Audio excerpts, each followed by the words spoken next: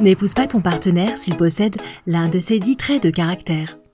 Une relation saine est fondée sur le respect mutuel, la confiance, la compréhension, l'attention et bien sûr une certaine attirance. Ces éléments fondamentaux permettent à un couple de s'épanouir sur le long terme. Si ces ingrédients venaient à manquer, les chances que la relation soit pérenne et heureuse seraient amoindries. Avant d'essayer de faire durer ta relation plus longtemps que prévu, évalue ton partenaire pour savoir si il ou elle possède certains traits indésirables ou certaines mauvaises habitudes rédhibitoires afin de t'assurer qu'il ou elle est bien l'homme ou la femme de ta vie. Pour t'aider, nous avons compilé 10 éléments à prendre en compte pour déterminer si une personne est vraiment faite pour toi ou non. Avant de découvrir cette liste, abonne-toi à notre chaîne et active les notifications afin de ne rien manquer des nouveaux contenus qui sortent tous les jours du côté sympa de la vie. 1. Il est toujours plein d'excuses. Si rien n'est jamais de sa faute, tu n'as rien à faire avec cette personne. Une partie de la vie d'adulte, c'est d'assumer la responsabilité de ses actes et de reconnaître qu'on a fait une erreur. Si ta moitié ne peut ou ne veut pas apprendre cette leçon, elle n'est pas prête à entamer une relation sérieuse avec qui que ce soit. Une excellente façon de savoir si quelqu'un assume la responsabilité de ses actes est de lui parler de ses relations passées. S'il ou elle a une longue série de relations ratées qui ont toutes pris fin soi-disant à cause de l'autre, alors sois prudent. Toutes ces histoires de relations ratées ont une chose en commun, leur narrateur. Une relation se construit entre deux personnes, ce qui signifie que les deux parties doivent y travailler. Si ton partenaire à plusieurs reprises n'a pas réussi à la faire fonctionner avec quelqu'un d'autre, il y a fort à parier que cela a quelque chose à voir avec lui. 2. Il s'énerve facilement. La colère est une émotion tout à fait naturelle et il n'y a rien de mal à en ressentir de temps en temps. Nous ne pouvons pas toujours contrôler nos tempéraments, mais nous pouvons contrôler la façon dont nous exprimons notre colère.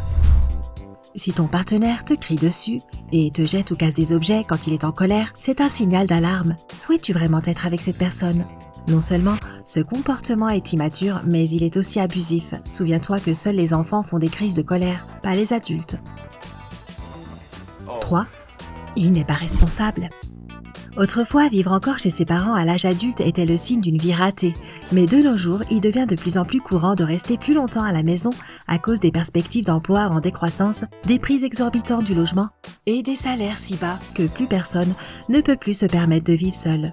Pendant cette période difficile, vivre chez ses parents sans payer de loyer est un excellent moyen pour les jeunes adultes de continuer à travailler et d'épargner jusqu'à ce qu'ils puissent se débrouiller tout seuls.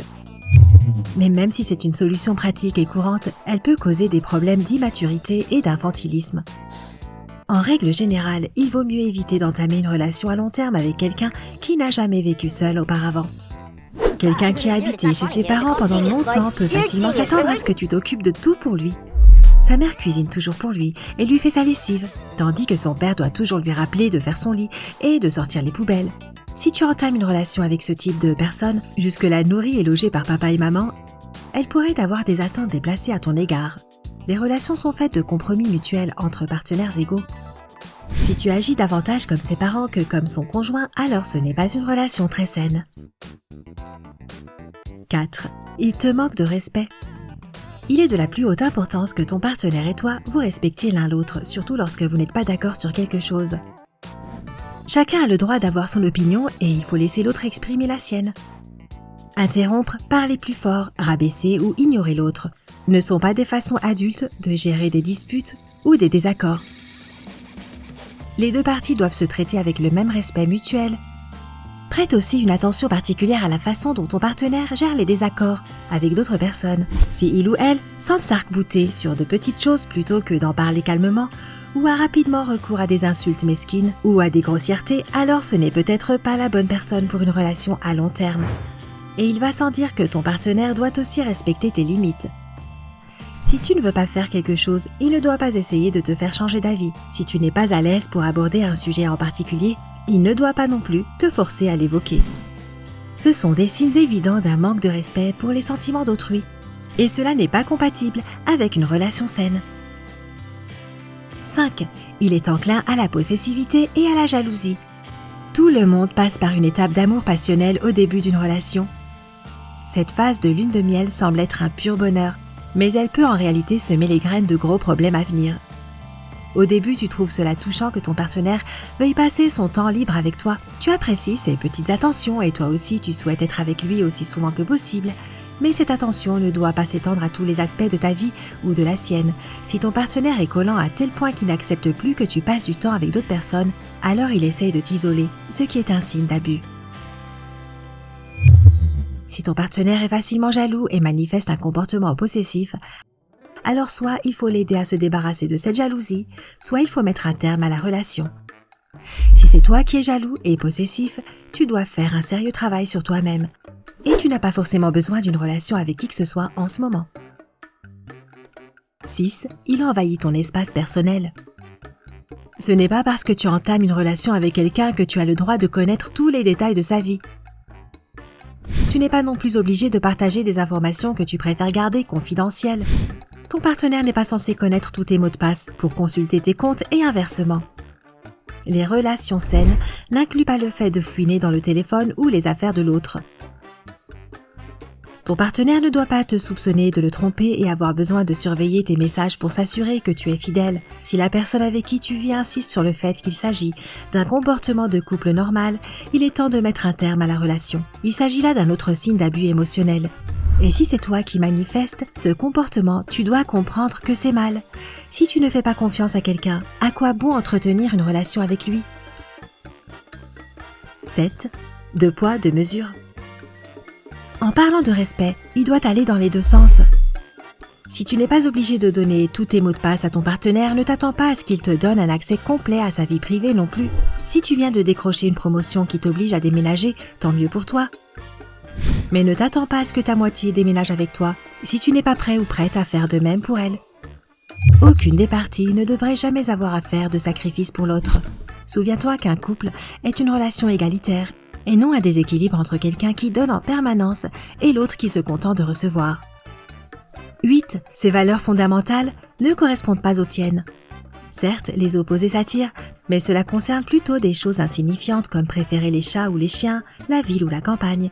Cela ne s'applique pas vraiment quand il s'agit de choses fondamentales. Un fêtard et une casanière ne vont pas pouvoir rester longtemps ensemble. Le plus souvent, ils ont des valeurs complètement différentes qui se reflètent dans la façon dont ils passent leur temps libre.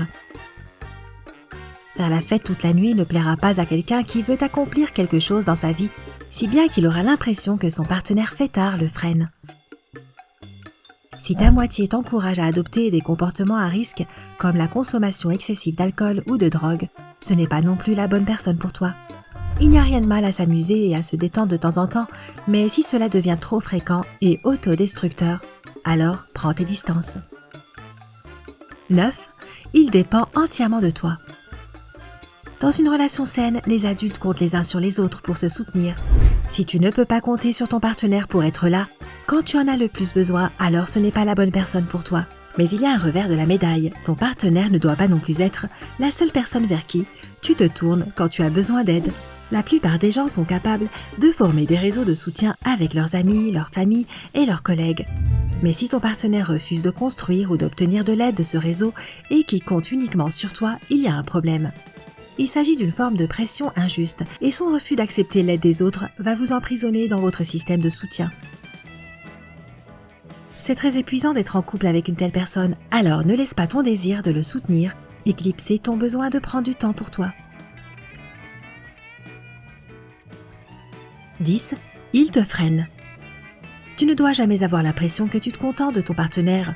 Il ne doit jamais te donner l'impression qu'il s'est sacrifié pour toi.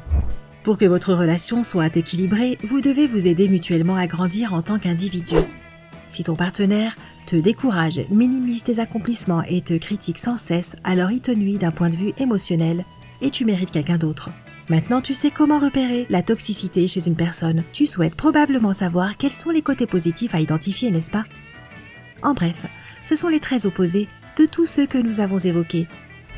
Mais plus important encore, trouve quelqu'un qui te complimente plutôt que quelqu'un qui te complète. Même si cela semble romantique de se compléter, évite ce cliché.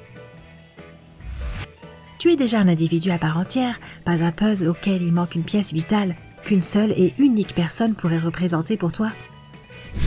Si tu trouves quelqu'un qui reconnaît cela et le respecte et qui ne possède aucun des traits de notre liste, alors accroche-toi à lui ou à elle.